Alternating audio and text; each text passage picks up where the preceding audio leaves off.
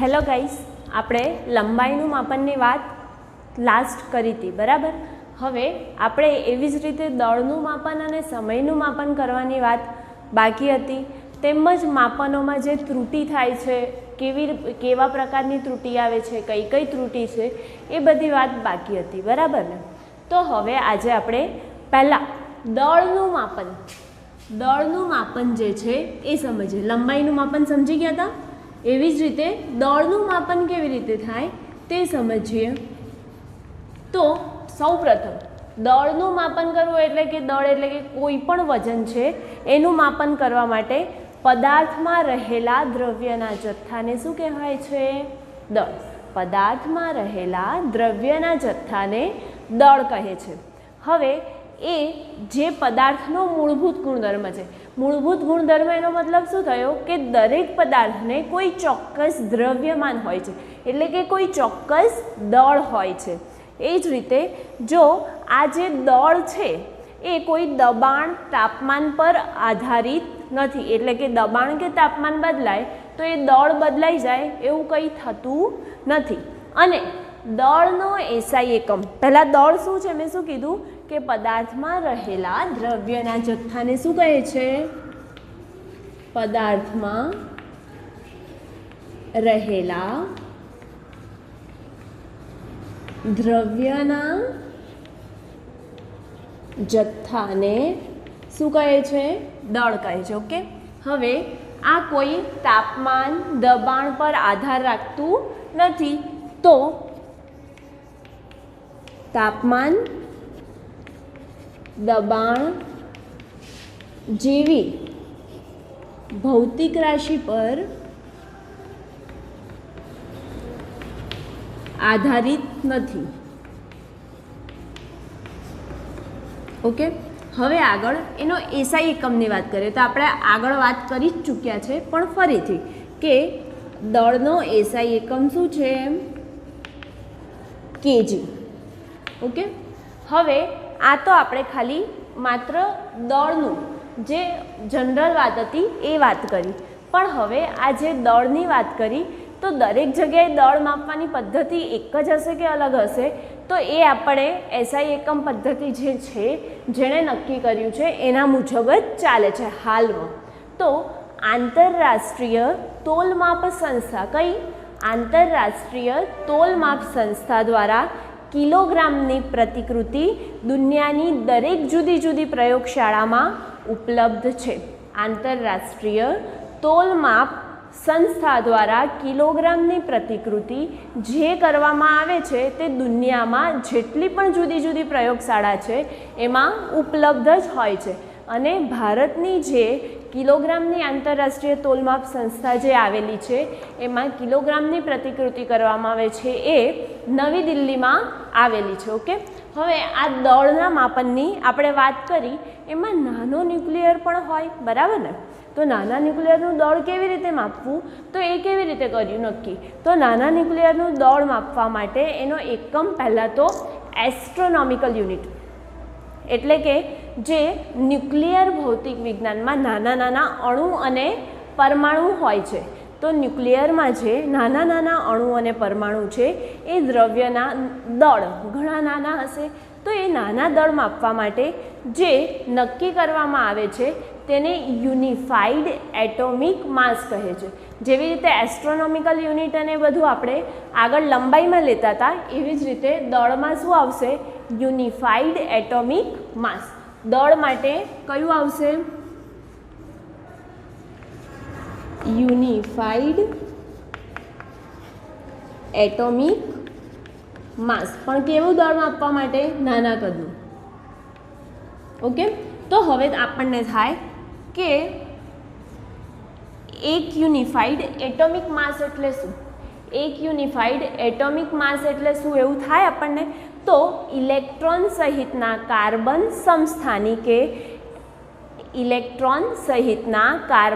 સમસ્થાનિકે એક પરમાણુનો 1/12મો ભાગ, એટલે કે એક યુનિફાઈડ એટલે કે ઇલેક્ટ્રોન સહિતના, કોને આપણે નક્કી કર્યો? કાર્બન. તો કાર્બન સમસ્થાનિક કાર્બન સમસ્થાનિક C612 એટલે કે કાર્બન જે સમસ્થાનિક છે એના પરમાણુનો 1/2 આ જે સમસ્થાનિક હતો ને એના પરમાણુના 1/2 ભાગને એક યુનિફાઈડ એટોમિક માસ કહે છે। જેવી રીતે પહેલાંમાં લંબાઈના અલગ અલગ યુનિટ લેતા હતા, ફર્મી, માઇક્રોમીટર, મેગામીટર, એવી જ રીતે મિલીમીટર, એવી રીતે દળમાં શું છે, નાના કદનું માપવું હશે તો એક નક્કી કરી દીધું, શું, દળ માટે unified atomic mass 1U equal to electron સહિત કાર્બન સમસ્થાનિક C612 પરમાણુના 1/2 ભાગને એક યુનિફાઈડ એટોમિક માસ કહે છે। બરાબર। હવે આ દળનું માપન જે કર્યું એ નાના ન્યુક્લિયર માટે કર્યું, અને મોટી વસ્તુ માટે તો આપણે વજન કાંટો જે મોટો આવે છે એ તો યુઝ કરીએ જ છે। બરાબર। હવે એ જ રીતે દળનું માપન અહીંયા પૂરું થાય છે, એવી જ રીતે સમયનું માપન। તો સમયનું માપન આપણે લઈએ આગળ। તો સમયના માપનમાં આપણે પહેલાં પણ સમય માપતા હતા ને હમણાં હાલમાં પણ સમય જોઈ રહ્યા છે કે માપી રહ્યા છે। બરાબર। તો પ્રાચીન કાળમાં લોકો કેવી રીતે સમય માપતા હતા, તો તમને ખબર હશે કે તમારા પૂર્વજો કહેતા હશે કે પડછાયો જોઈને, સૂરજ જે હોય એની સામે કોઈ વસ્તુ મૂકી દીધી છે અને એ વસ્તુ મૂકેલી છે તો એનો જે પડછાયો પડે છે તે પ્રમાણે એ લોકો સમય નક્કી કરી લેતા હતા કે આ સમય થયો છે। ઓકે। એવી જ વસ્તુ હાલમાં પણ એવી વસ્તુ ઉપલબ્ધ છે। જયપુર ખાતે જંતર મંતરમાં પણ હાલમાં આ જ રીતે પડછાયો જોઈને સમય નક્કી કરવામાં આવે છે। તો હવે હાલમાં એટલે કે હમણાં હવે કેવી રીતે, પ્રાચીન કાળની વાત તો ગઈ, પડછાયો તો હવે જૂની વાત થઈ ગઈ, હવે તો આપણે ઘડિયાળને બધું આવી ગયું, પણ હવે હાલમાં કોને અનુલક્ષીને આપણે સમયનું માપ કરીએ છીએ અને સમયનું મેઝરમેન્ટ લઈએ છીએ એ જોઈએ। તો હાલના સમય માપન માટે સીઝિયમ ઘડિયાળનો ઉપયોગ કરવામાં આવે છે। તો એ સીઝિયમ ઘડિયાળનો ઉપયોગ કેવી રીતે કરીએ છીએ એના ઉપર આપણે નોંધ લઈએ। ઓકે। કેવી રીતે થાય છે, તો હાલમાં સમયનું માપન આપણે અલગ અલગ ઘડિયાળ જેવી રીતે કે ઓટોમેટિક ઘડિયાળ છે, અથવા તો પરમાણુય માનાંકવાળી ક્લોક આવે છે એ, અથવા તો સીઝિયમ ઘડિયાળનો ઉપયોગ કરીને આપણે સમયનું માપન કરી શકીએ છીએ। તો હવે આ સીઝિયમ ઘડિયાળની જ વાત કરીએ તો સીઝિયમ ઘડિયાળ જે છે, સીઝિયમ ઘડિયાળ જે છે એની જ વાત કરીએ તો સીઝિયમ ઘડિયાળમાં આપણે કેવી રીતે સમયનું માપન થતું હશે, તો જ્યારે સીઝિયમ ઘડિયાળમાં મળતો સમય તેના સીઝિયમ પરમાણુનું આવર્તન એટલે કે સીઝિયમ પરમાણુના આવર્તનના દોલનની સંખ્યા પર આધાર રાખે છે।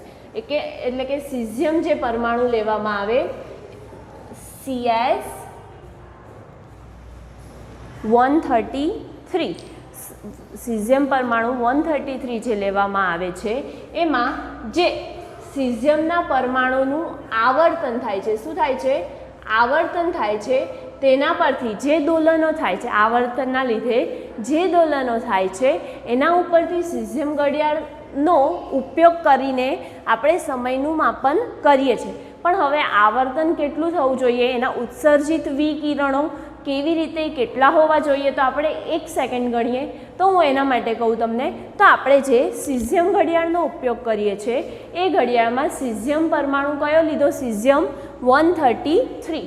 તો સીઝિયમ 133 પરમાણુનો ઉત્સર્જન પામતા, એને અનુલક્ષીને ઉત્સર્જન પામતા વિકિરણોના સમયગાળા એટલે કે જે વિકિરણ છે, ઉત્સર્જન પામતા વિકિરણો છે એ 9 કરોડ, એટલે કે આ ડાયરેક્ટ આપણે આ સંખ્યા વાંચીશું કેમ કે બહુ મોટી સંખ્યા છે, એટલે કે 9,632,770 જ્યારે સીઝિયમ પરમાણુ એ ઉત્સર્જિત વિકિરણો 9,192,631,770 પૂર્ણ દોલનો કરે એટલે કે એકવાર જાય પછી પાછો આવે એટલે કે એનું જે ઉત્સર્જિત વિકિરણો થાય છે એકવાર જઈને પાછો આવે અને આ પૂર્ણ દોલન કરે તો આ સમયગાળાને શું કહેવામાં આવશે? 1 સેકન્ડ થઈ તેમ કહેવામાં આવશે. શું કહેવામાં આવશે? 1 સેકન્ડ થઈ તેમ કહેવામાં આવશે. ઓકે, એ ઉત્સર્જિત વિકિરણો જે થાય છે એ ઉત્સર્જિત વિકિરણો કેટલા થાય? 9,691,631,770 થાય ત્યારે તેનામાં પૂર્ણ દોલન પૂરા થાય ત્યારે 1 સેકન્ડ થઈ તેમ કહેવામાં આવે છે. હવે આપણે અલગ અલગ ઘડિયાળનો ઉપયોગ કરીને આ ઘડિયાળ પણ એક શોધી હતી. કઈ? સિઝિયમ ઘડિયાળ. બરાબર. તો હવે આ સિઝિયમ ઘડિયાળ જે શોધી હતી એ પૂરેપૂરી એટલે બહુ સારી છે. એમ એટલે સારી કઈ રીતે? તમે કેવી રીતે કહી શકો કે એ સારી છે? તો એ એકદમ એક્ઝેક્ટ માપ આપતી હોય, એકદમ ચોકસાઈ આપતી હોય, કોઈ ફેરફાર ના થતો હોય અથવા તો એ ફેરફાર થાય છે એ બિલકુલ માઇનોર એટલે કે બહુ જ ન્યૂનતમ છે. એના માટે આ સિઝિયમ ઘડિયાળ છે એ ચોકસાઈવાળી આપણને ચોક્કસ માપ બતાવે છે એટલે કે ચોકસાઈવાળી ઘડિયાળ છે તેવું માની શકાય છે. ઓકે, હવે આ 4 સિઝિયમ ઘડિયાળો દ્વારા આપણે સમયગાળો નક્કી કરીને સેકન્ડ અને એની આવૃત્તિનો પરમાણુનો માનાંક એટલે કે સમયગાળો નક્કી કરી શકીએ છીએ. તો આજે સમયના માપનમાં સિઝિયમ ઘડિયાળનો ઉપયોગ કર્યો. તો આ ઘડિયાળનો ઉપયોગ ભારતીય પહેલામાં કઈ હતી? દળના માપન માટે આંતરરાષ્ટ્રીય તોલમાપ સંસ્થા હતી જે નવી દિલ્હી ખાતે આવેલી હતી. એવી જ રીતે ભારતીય પ્રમાણભૂત સમયના માપન માટે જે જુદી જુદી પ્રયોગશાળા દુનિયામાં આવેલી છે એવી એક પ્રયોગશાળા આપણા ભારતમાં પણ નવી દિલ્હી ખાતે જ આવેલી છે. બરાબર. અને આ ઘડિયાળ એટલે કે કઈ ઘડિયાળ? સિઝિયમ ઘડિયાળ માત્ર 3 માઇક્રોસેકન્ડ જેટલો જ 3 માઇક્રોસેકન્ડ એટલે કે 3 × 10⁻⁶ સેકન્ડ જેટલો જ આગળ કે પાછળ થઈ શકે છે. એટલે કે આ ફેરફાર કેવો થયો? બહુ ન્યૂનતમ. એટલે કે આની ચોકસાઈ સારી છે. હવે આગળ દળનું માપન અને આપણે સમયનું માપન તો જોઈ લીધું. હવે આપણે જુદા જુદા જે સાધનો વાપરીએ છીએ, આપણે કોઈ પણ વસ્તુનું માપન કરવા માટે આપણને શેની જરૂર પડે છે? સાધનની જરૂર પડે છે ને. બરાબર. તો હવે એ જે સાધનની જરૂર પડે છે તો એ સાધનમાં પૂરેપૂરી ચોકસાઈ છે, સચોટતા છે કે નહીં એ આપણે નક્કી કરીશું કે એમાં ત્રુટિ તો નથી ને. એટલે કોઈ ડેમેજિંગ કે પછી અથવા આપણું જે અવલોકન લઈએ છીએ એમાં કોઈ ફેરફાર તો નથી આવતો ને. એ આપણે જોવા માટે શું ઉપયોગ કરીએ છીએ અને ચોકસાઈ એટલે શું, સચોટતા એટલે શું અને માપનમાં જે ત્રુટિ આવે છે એના વિશે વાત કરીએ. તો સૌપ્રથમ આપણે સાધનની ચોકસાઈ, સચોટતા તથા માપનમાં ત્રુટિની વાત કરીએ. શું? સાધનમાં ચોકસાઈ, સચોટતા અને માપનમાં ત્રુટિ. બરાબર.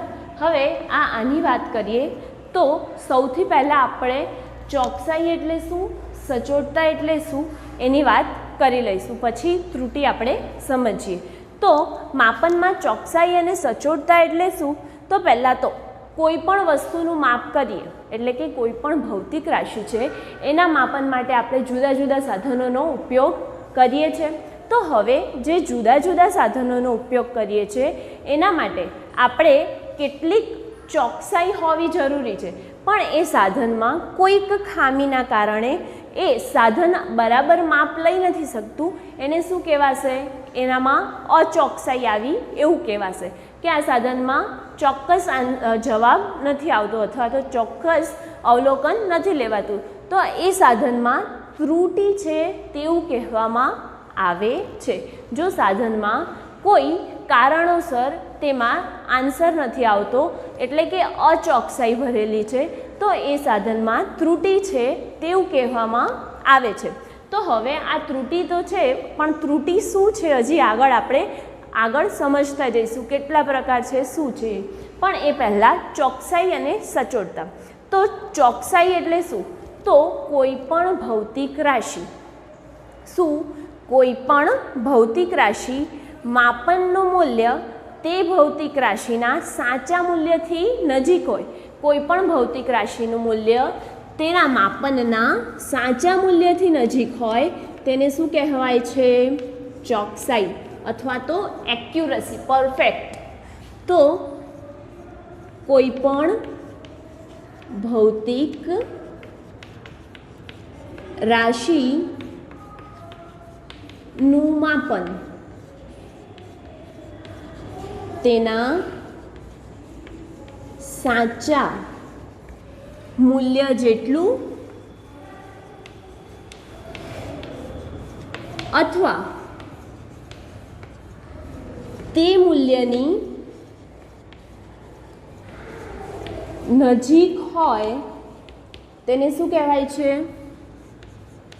તેને ચોકસાઈ કહેવામાં આવે છે અથવા તો ચોકસાઈ કહે છે. એટલે કે જે સાધનમાં એક્યુરસી હોય તે. હવે ચોકસાઈની વાત કરી તેવી જ રીતે સચોટતા એટલે શું? સચોટતા એટલે કે માપનના કોઈ પણ ભૌતિક રાશિ છે, બરાબર, એ કોઈ પણ ભૌતિક રાશિના વિભેદન અને સીમા નક્કી કરવામાં આવે છે તેને શું કહેવામાં આવે છે? સચોટતા કહે છે. ભૌતિક રાશિનું માપન કેટલા વિભેદન અથવા સીમા સુધી જાય છે એને શું કહેવાય છે? સચોટતા કહેવામાં આવે છે. તો અહીંયા હું લખી કાઢું એટલે આ તમને ધ્યાન રહી જાય. સચોટતા. તો કોઈ પણ ભૌતિક રાશિ છે, ભૌતિક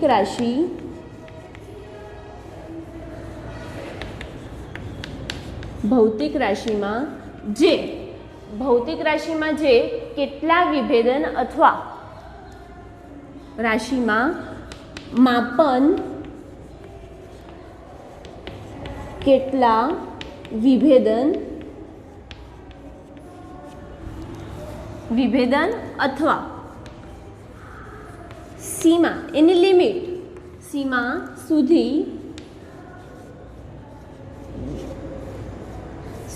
સુધી આવે છે તેને શું કહેવાય છે?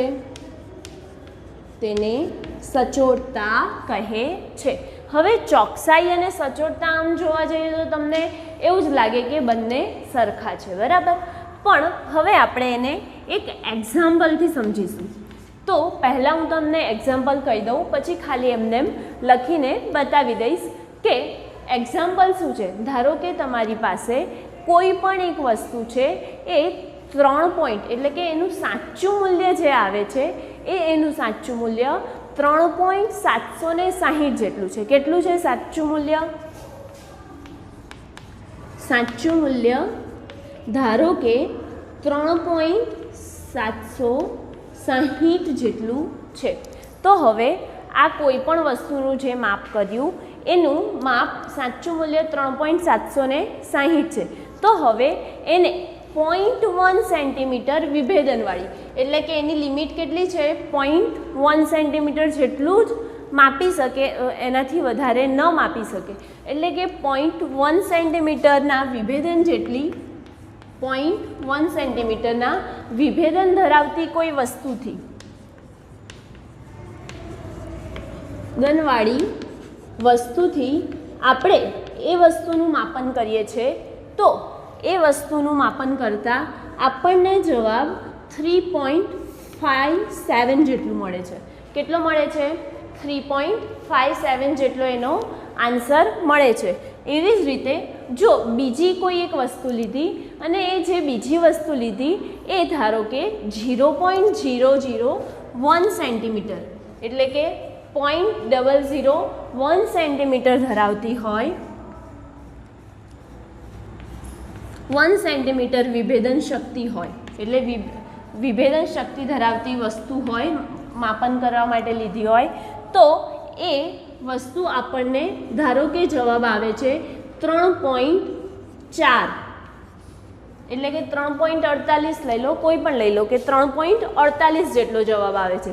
તો હવે આમાં સાચા મૂલ્યથી નજીક આ બેમાંથી કઈ છે? 3.57 છે. તો હવે 3.57 છે એ સાચા મૂલ્યથી બિલકુલ નજીક છે.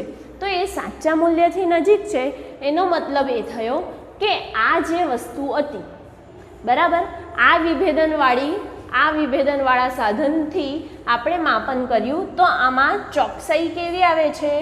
વધારે આવે છે. એટલે કે 3.57 એ 3.760 થી કેવું છે? નજીક છે. માટે 0.1 સેન્ટીમીટર વિભેદન ધરાવતી જે માપન માટેનું સાધન છે તે ચોકસાઈ કેવી ધરાવે છે? ચોકસાઈ વધુ છે. જ્યારે 0.001 સેન્ટીમીટર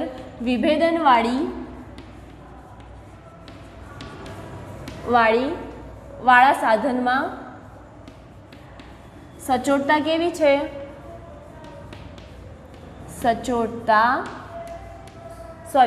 ચોકસાઈ કેવી છે? ચોકસાઈ પ્રમાણમાં કેવી છે? ઓછી છે. બરાબર. હવે પણ ચોકસાઈ ચોકસાઈ ઓછી છે પણ આમાં ચોકસાઈ વધારે આની છે, જેનું મૂલ્ય નજીક એની ચોકસાઈ વધુ. પણ સચોટતા કોની સારી?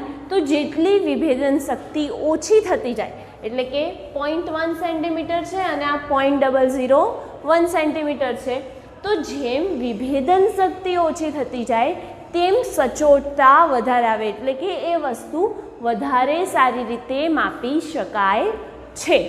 બરાબર. હવે આ ચોકસાઈ અને સચોટતાની વાત કરી તો ચોકસાઈ એટલે કે શું? કે કોઈ પણ ભૌતિક રાશિ માપવામાં આવે તો એના સાચા મૂલ્યની નજીક હશે તો એને ચોકસાઈ કહે છે, અને સચોટતા એટલે કે એની વિભેદન અથવા સીમા, જે જ્યાં સુધી જે વસ્તુનું માપન કરી શકીએ, ભૌતિક રાશિનું માપન કરી શકીએ, એને એ વસ્તુની સચોટતા કહેવામાં આવે છે. આપણે આ જ વસ્તુ આપણે એક ઉદાહરણથી સમજી લીધી. બરાબર. હવે આગળ ત્રુટિ એટલે શું? એક વસ્તુ બાકી રહી ને, માપનમાં ત્રુટિ. તો માપનમાં ત્રુટિ એટલે શું એ બાકી રહ્યું છે. બરાબર. તો માપનમાં ત્રુટિ એટલે શું? તો કોઈ પણ ભૌતિક રાશિ છે એ ભૌતિક રાશિમાં ત્રુટિ કેવી રીતે ઉદ્ભવે છે અને કઈ કઈ ત્રુટિ ઉદ્ભવે છે એની વાત કરીએ આપણે.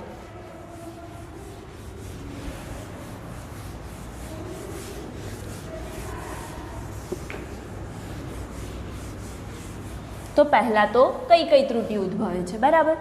તો એ ત્રુટિ બે પ્રકારની હોય છે. બે ભાગમાં વહેંચવામાં આવી છે. જે ત્રુટિ માપનમાં ઉદ્ભવે છે એને બે ભાગમાં વહેંચવામાં આવી છે. પહેલી વ્યવસ્થિત ત્રુટિ અને બીજી અવ્યવસ્થિત ત્રુટિ. તો આપણે લઈ લઈએ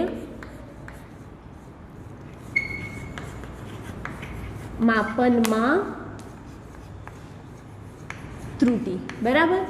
તો હવે માપનમાં ત્રુટિ જે ઉદ્ભવે છે એ કઈ રીતે ઉદ્ભવે છે અને કેવી ઉદ્ભવે છે? તો પહેલાં બે પ્રકારની ત્રુટિ છે. કઈ બે પ્રકારની ત્રુટિ છે તો એની વાત કરીએ તો સૌથી પહેલાં વ્યવસ્થિત ત્રુટિ અને બીજાનું નામ છે અવ્યવસ્થિત ત્રુટિ. કઈ બે આવી? વ્યવસ્થિત ત્રુટિ અને અવ્યવસ્થિત ત્રુટિ.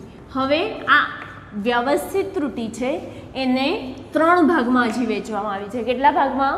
વ્યવસ્થિત ત્રુટિ જે છે એને ત્રણ ભાગમાં વહેંચવામાં આવી છે. તો એ કઈ ત્રુટિ છે? તો પહેલાં એ સાધનની ત્રુટિ છે. પછી ત્યારબાદ આપણે પ્રયોગો કરીએ ત્યારે અવલોકન લેતી વખતે, એટલે કે પ્રયોગની ટેકનિકમાં જે આપણે ઉદ્ભવે તે ત્રુટિ, અને ત્યારબાદ જે વ્યક્તિગત ત્રુટિ એટલે કે આપણી ભૂલના કારણે જે ત્રુટિ ઉદ્ભવે તે ત્રુટિ. બરાબર. તો હવે સૌથી પહેલાં આપણે સાધનની ત્રુટિ શું છે? વ્યવસ્થિત ત્રુટિમાં જે સાધનની ત્રુટિ છે એના કેટલા પ્રકાર મેં કીધા? 3 પ્રકાર, બરાબર. તો એ 3 પ્રકારમાં પહેલું શું છે? સાધનની ત્રુટિ. પછી બીજું છે પ્રાયોગિક ટેકનિક અથવા તો પદ્ધતિમાં આપણે જે કંઈક માઇનોર ભૂલ કરી ગયા હોય એટલે કે પ્રાયોગિક ટેકનિક અથવા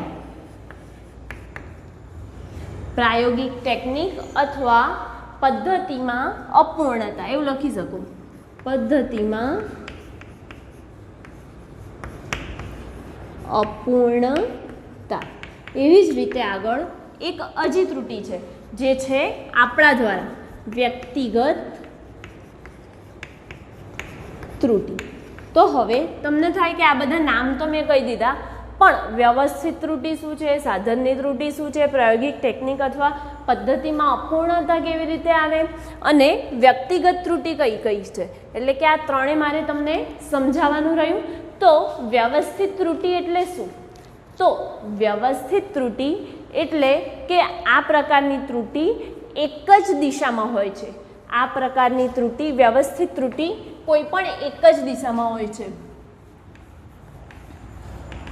આ જે ત્રુટિ છે ને, કોઈ પણ એક જ દિશા એટલે કે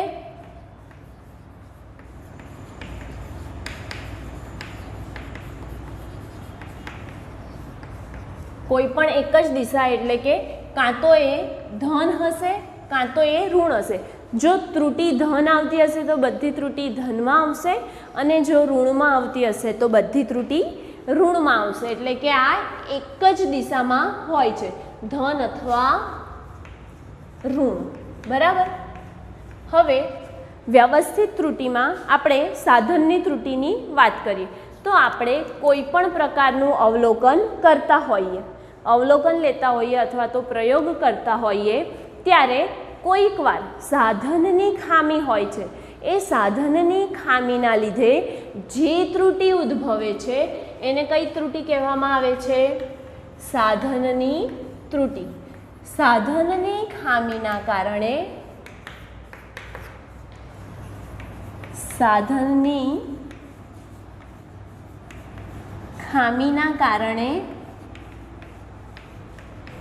ઉદ્ભવતી ત્રુટિને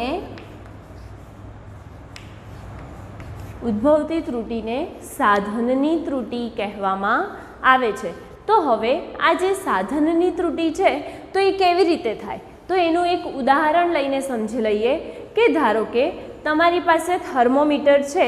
એ થર્મોમીટરમાં જે ટેમ્પરેચર બતાવેલું છે એ ટેમ્પરેચર બરાબર અંકન નહીં કરેલું હોય, એટલે કે એના જે માપ લખેલા છે એ બરાબર લખેલા નહીં હોય તો એ આપણે સ્વાભાવિક છે કે જે તાપમાન છે એના કરતાં તાપમાન ઓછું વધતું બતાવશે. કેમ કે જો કંઈક ભૂલ રહી ગઈ અંકન કરવામાં તો એ આપણે ટેમ્પરેચર લેવામાં પણ શું આવે છે? માપન લેવામાં પણ એની ભૂલ આવે છે, બરાબર. તો હવે તેવી જ રીતે આગળ બીજું કે કોઈ ફૂટપટ્ટી, માપપટ્ટી તમારી જોડે છે, એ ફૂટપટ્ટીમાં ધારો કે એક કાપો જે 1 સેન્ટીમીટરની વચ્ચે 5 કાપા હોય છે, એ 5 કાપામાં એક કાપો આગળ પાછળ થઈ ગયો તો એના લીધે આપણે ફૂટપટ્ટીમાં, એટલે કે અમુક વાર જોઈએ છે ને આપણે કે 2 ફૂટ અલગ અલગ લીધી હોય, માપપટ્ટી અલગ અલગ લીધી હોય તો એમાં 1 સેન્ટીમીટર વચ્ચે પણ કોઈક વાર તફાવત આવી જાય છે. તો એનો મતલબ એ થયો કે ફૂટપટ્ટીના અંકનમાં કંઈક ભૂલ રહી ગઈ છે, એના માટે આપણને આ ત્રુટિ આવે છે. એટલે કે સાધનની ખામીના લીધે જે ત્રુટિ ઉદ્ભવે છે એને સાધનની ત્રુટિ કહેવામાં આવે છે. હવે બીજું કયું હતું? પ્રાયોગિક ટેકનિક. પ્રાયોગિક ટેકનિક દ્વારા, એટલે કે પ્રાયોગિક ટેકનિકમાં અપૂર્ણતા. તો પ્રાયોગિક ટેકનિકમાં અપૂર્ણતા કેવી રીતે ઉદ્ભવે? તો તમે આના એક ઉદાહરણથી સમજાવી દઉં ડાયરેક્ટ, કે તમે કોઈ પણ ડૉક્ટરની ત્યાં જાઓ ત્યારે એ ડૉક્ટર તમારે જે તાપમાન માપવાનું હોય એ તાપમાન માટે થર્મોમીટર જે છે એ બગલમાં મૂકે છે, બરાબર. તો એ બગલમાં મૂકે તો એ બોડીને સંપર્કમાં, એટલે કે આપણું જે શરીર છે એને પૂરા સંપર્કમાં ન આવે, તો તેના કારણે તેમાં સંપર્ક પૂરો નથી, એટલે કે અપૂર્ણ સંપર્ક છે. એના લીધે આ પ્રાયોગિક ટેકનિક અથવા તો પદ્ધતિમાં અપૂર્ણતાની ત્રુટિ ઉદ્ભવે છે. અને એની જ જગ્યાએ જો બગલની જગ્યાએ એ જ થર્મોમીટર જીભની નીચે મૂકશે તો એ પૂરેપૂરું થર્મોમીટર સંપર્કમાં આવશે. એના માટે આપણે પરફેક્ટ, એટલે કે પરફેક્ટ માપ લઈ શકીએ છીએ, એટલે કે પરફેક્ટ તાપમાન જે છે શરીરનું એ માપી શકાય છે. હવે આગળ જોઈએ તો વ્યક્તિગત ત્રુટિ. તો વ્યક્તિગત ત્રુટિ એટલે શું? તો તમને તો આમાં નામ પરથી જ આવી જાય છે કે વ્યક્તિગત એટલે કે વ્યક્તિ દ્વારા, એટલે કે કોઈ પણ વ્યક્તિ કોઈ પણ પ્રયોગો કરી રહ્યા છે, એ પ્રયોગો કરે છે અને તેના અવલોકનમાં એમને થોડીક ત્રુટિ દર્શાય છે. પણ એ ત્રુટિ એમને એવું નથી ખબર કે હું જ કંઈક ભૂલ કરું છું, એના લીધે જ ત્રુટિ દર્શાય છે. તો ધારો કે તમે એક માપપટ્ટી લીધી, બરાબર, એટલે કે આપણી જોવાની થોડીક ભૂલના કારણે જે ત્રુટિ ઉદ્ભવે છે એને વ્યક્તિગત ત્રુટિ કહીએ છીએ. તો હવે આ ધારો કે તમારી સ્કેલ છે. હવે આ સ્કેલ છે એમાં અહીંયા અંકન કરેલા છે, બરાબર.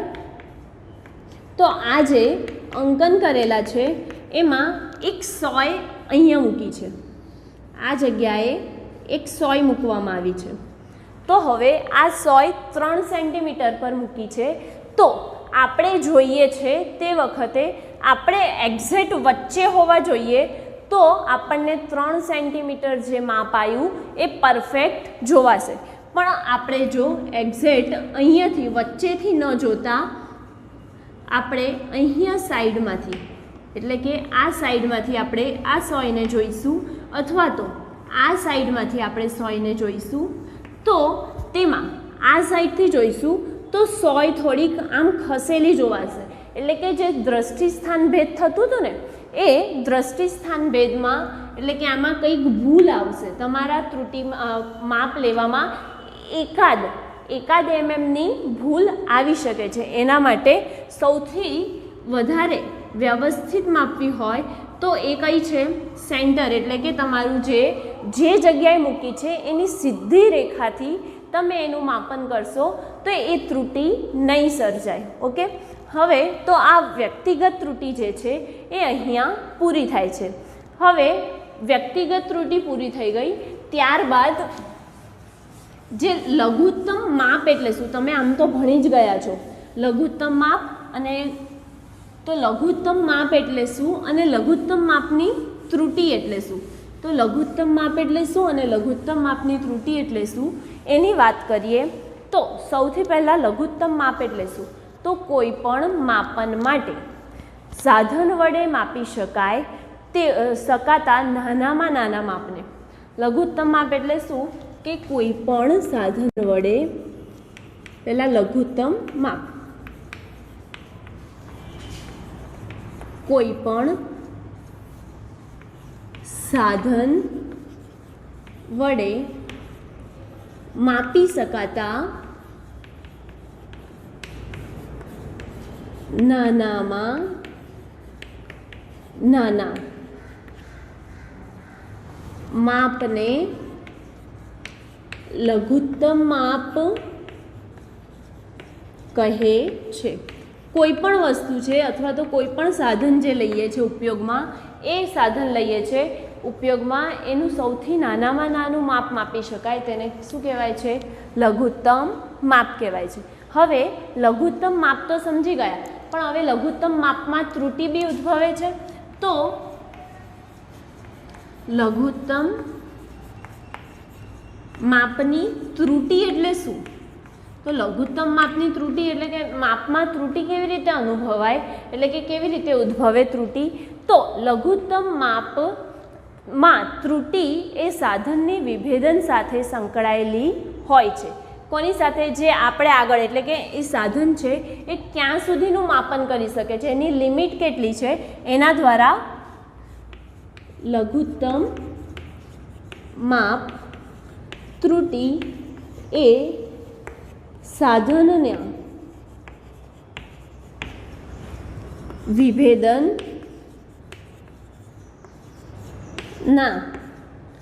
કારણે અથવા વિભેદનથી નક્કી કરવામાં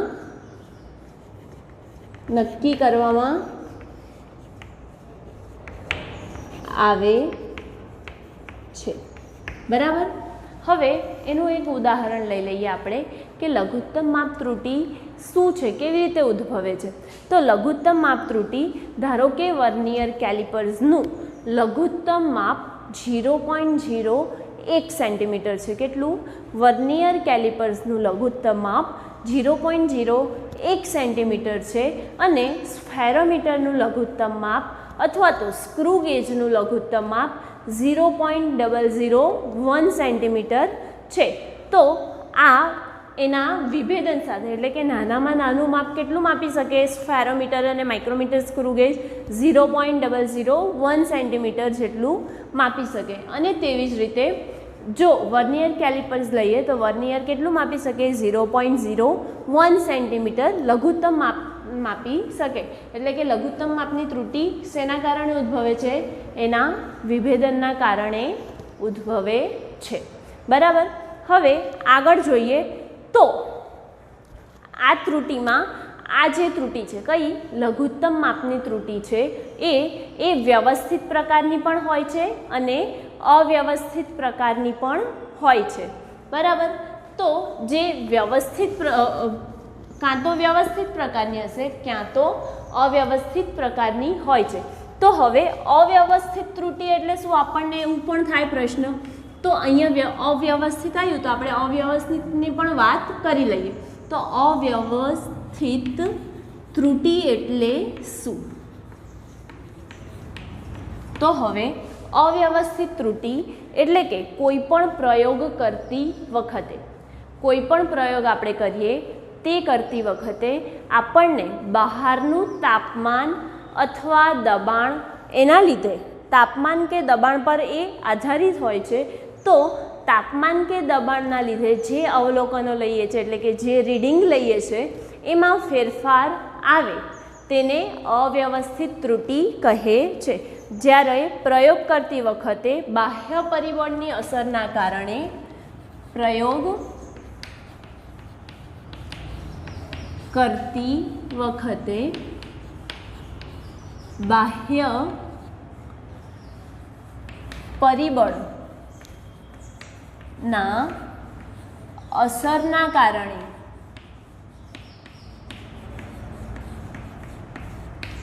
જે ત્રુટિ ઉદ્ભવે છે